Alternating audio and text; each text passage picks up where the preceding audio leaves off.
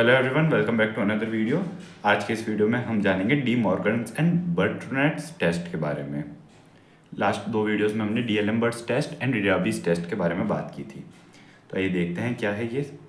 Summation u n be series of positive terms such that, अगर summation u n हमारे पास series है पॉजिटिव टर्म्स की, such that limit n approaches to infinite log n into n un upon un plus 1 minus 1 is equals to L, then again L greater than 1 पे convergent, L is less than 1 पे divergent and L equals to 1 पे test हमारा fail हो जाएगा।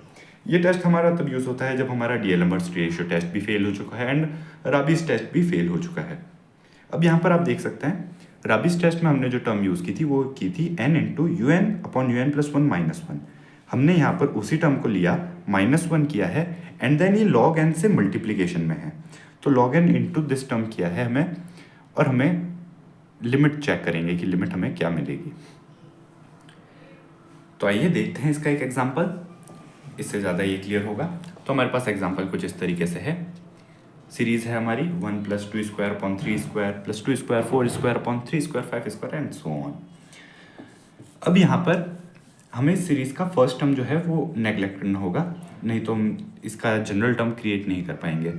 Because infinite series है तो उसकी convergence divergence पे फर्स्ट टर्म को नेग्लेक्ट करने का कोई फर्क नहीं पड़ेगा, इसलिए हम फर्स्ट टर्म को नेग्लेक्ट करेंगे एंड यहाँ से सीरीज को कंसिडर करेंगे एंड इसके लिए हम जनरल टर्म लिखेंगे ना। अगर हम जनरल टर्म लिखना चाहें तो आप देख सकते हैं 2 टू द पावर 2 हुआ है सबसे पहले, तो एक तरीके से ये अगर फर्स्ट टर्म ये है तो 2 into 1 to the power square हुआ है, तो यानी कि अगर हम un लिखेंगे तो हमें un मिलेगी 2 square 3 square 4 square 6 square and so on till कहाँ तक 2n होल स्क्वायर तक, जो भी 2n टर्म है वहाँ तक।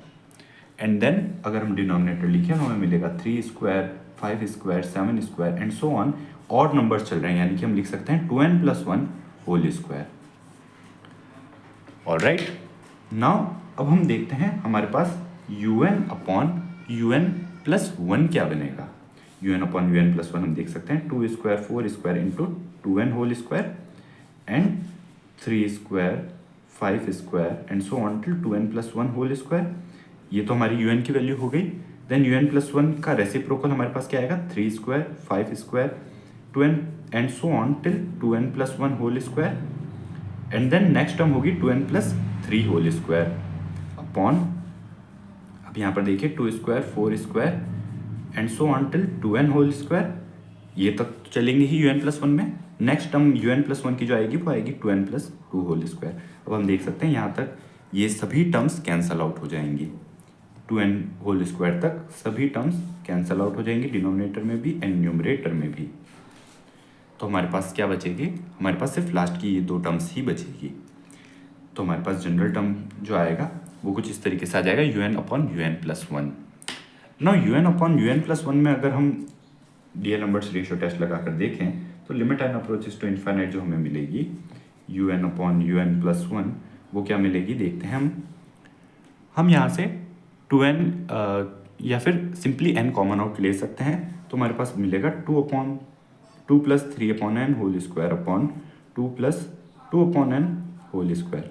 अब जब हम यहाँ पर limit n approaches to infinite लगाएंगे तो हमारे पास ये 2 टर्म 0 हो जाएगी, हमारे पास बचेगी 2 square upon 2 square equals to 1, यानी कि टेस्ट जो है वो हमारा फेल हो गया।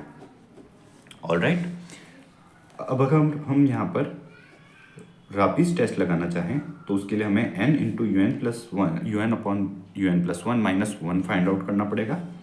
तो यानी कि n इंटू un क्या है हमारा, un अपॉन un प्लस 1 क्या है हमारा 2n plus 3 whole square upon 2n plus 2 whole square minus 1 हम करेंगे ना। जब हम माइनस करेंगे तो हमारे पास क्या मिलेगा, न्यूमरेटर में आप देखिए हमारे पास टर्म मिलेगी 2n plus 3 whole square minus 2n plus 2 whole square, यानी कि a square minus B square वाली टर्म है, यानी कि a plus B into A minus B के फॉर्म की हमें ये टर्म मिलेगी। a प्लस बी क्या हुआ 2n plus 3 plus 2n plus 2, यानी कि 4n plus 5 and a minus B क्या हुआ 2n plus 3 minus 2n plus 2, 2n minus 2n cancel out, then 3 minus 2 1 बचा, तो 4n plus 5 upon 2n plus 2 whole square कुछ इस तरीके से हमारे पास टर्म मिली, तो हमें ये टर्म फाइंड आउट हो गई। नाउ अगर हम limit n approaches to infinite लगाएं इस टर्म पे, limit n approaches to infinite of n u n upon u n plus one minus one, तो हमें क्या मिलेगी, limit n approaches to infinite of, again हमें यहाँ से कॉमन लेना होगा। जब हम एन यहाँ से कॉमन ले लेंगे तो हमें क्या मिलेगा, यहीं पर हम कॉमन ले लेते हैं, n square 4 plus 5 upon n मिला हमें। एंड डिनोमिनेटर में से जब एन कॉमन लेंगे तो स्क्वायर है तो एन स्क्वायर हो जाएगा, and 2 plus 2 upon n whole square मिला हमें, तो एन स्क्वायर कैंसल आउट। तो जब हम यहाँ पर limit n approaches to infinite put करेंगे तो ये दो टर्म्स जीरो हो जाएंगी, तो हमारे पास बचेगा 4 upon 2 square, and 2 square again 4 हो गया हमारा, तो 4 अपॉन 4 इक्वल्स टू 1। तो यानी कि वापस से टेस्ट फेल हो गया हमारा, Raabe's test. Now Raabe's test भी फेल हो चुका है, इसीलिए अब हम De Morgan and Bertrand's test लगाएंगे। नाउ बर्टनट्स टेस्ट लगाने के लिए हम लॉग एन से इस टर्म को मल्टीप्लाई करेंगे -1 करके, यानी कि ये जो टर्म हमें मिली थी, ये टर्म हमें क्या मिली थी, n इंटू 4n प्लस 5 था, यानी 4n स्क्वायर plus 5n upon 2n plus 2 whole square को हम क्या लिख सकते हैं, 4n स्क्वायर plus 8n plus 4a plus b whole square की हेल्प से। नाउ ये टर्म हम लिख चुके हैं। अब हमें क्या करना है, इसी टर्म में से -1 भी करना है एक, तो -1 जब हम करेंगे इस तरह से तो हमें क्या मिलेगा, जब ये टर्म न्यूमरेटर में जाएगी डिनोमिनेटर से तो 4n square minus 4n square तो कैंसल आउट हो जाएगा, 5n माइनस 8n हमारे पास बचेगा -3n एंड -4 अपॉन, इस टर्म को अगेन हम लिख सकते हैं 2n plus 2 whole square for simplification, ताकि हमें लिखने में दिक्कत ना आए ज़्यादा। नाउ ये टर्म हमारे पास मिल चुकी है। नाउ डी मॉर्गन टेस्ट लगाने के लिए limit n approaches to infinite हमें फाइंड करना है n into u n upon u n plus 1 minus one, यानी कि ये जो टर्म हमने फाइंड आउट करी है ये टर्म इंटू लॉग एन, ये हमें लिमिट फाइंड आउट करनी है। नाउ जब हम फाइंड आउट करेंगे तो इसी टर्म को हमें लॉग एन से मल्टीप्लाई करवाना है और लिमिट लगानी है, तो limit n approaches to infinite of -3n minus 4 upon 2n plus 2 whole square into log n. अब ये लिमिट हमें फाइंड आउट करनी है। नॉन न्यूमरेटर एंड डिनोमिनेटर को अगर हम n स्क्वायर से डिवाइड करें तो हमें क्या मिलेगा, आइए देखते हैं। तो हमें मिलेगा limit n approaches to infinite of, हमने न्यूमरेटर को n स्क्वायर से डिवाइड किया है तो एक n तो हम यहाँ पर डिवाइड करेंगे, एक n यहाँ पर डिवाइड करेंगे, तो हमें मिला -3 माइनस 4 अपॉन n अपॉन, यहाँ पर log n अपॉन n मिल गया हमें मल्टीप्लिकेशन में, एंड यहाँ पर अपन देख सकते हैं 2n प्लस 2 होल स्क्वायर में से जब हम n कॉमन लेंगे तो हमारे पास बचेगा n 2 plus 2n whole square, तो n स्क्वायर हमारे पास कॉमन आएगा तो n square plus into 2 plus 2n whole square. नौ n स्क्वायर का हमने डिनोमिनेटर में डिवाइड दिया है तो n स्क्वायर कैंसिल आउट हो जाएगा, तो हमारे पास बचेगा 2 प्लस 2/n होल स्क्वायर। अब जब हम ये लिमिट इवेल्युएट करेंगे तो हमारे पास ये जो लिमिट होगी ये ज़ीरो हो जाएगी, ये ज़ीरो हो जाएगी, तो हमारे पास बचा -3 अपॉन 2 स्क्वायर हुआ 4 into limit n approaches to infinite of log n upon n। ना log n अपॉन n की लिमिट हम डायरेक्टली फाइंड आउट नहीं कर सकते because infinite upon infinite form है, इसलिए हम एल हॉस्पिटल रूल लगाएंगे।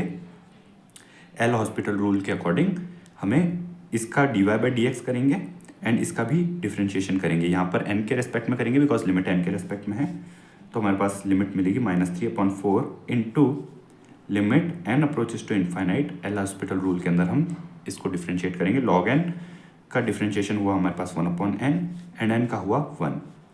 Now limit n approaches to infinite of 1/n क्या मिला हमें, n जैसे ही इन्फाइनाइट होगा तो 1/n हमारे पास 0 हो जाएगी लिमिट, तो -3/4 इंटू 0 यानी इंटू 4 इंटू 0 इक्वल टू 0 मिली हमें, तो यानी कि जो हमारे पास लिमिट आ रही है वो 0 आ रही है एंड 0 है लेस देन 1 है, यानी कि ये जो सीरीज़ है हमारे पास ये डाइवर्जेंट है। सो हमने देखा कि D Morgan's and Bertrand's test की हेल्प से हम कैसे किसी सीरीज़ की कन्वर्जेंस को टेस्ट कर सकते हैं। मिलते हैं नेक्स्ट वीडियो में, तब तक के लिए take care and thanks for watching. अगर आप चैनल पर नए हैं तो सब्सक्राइब ज़रूर कीजिएगा एंड वीडियो पसंद आए तो लाइक ज़रूर कीजिएगा।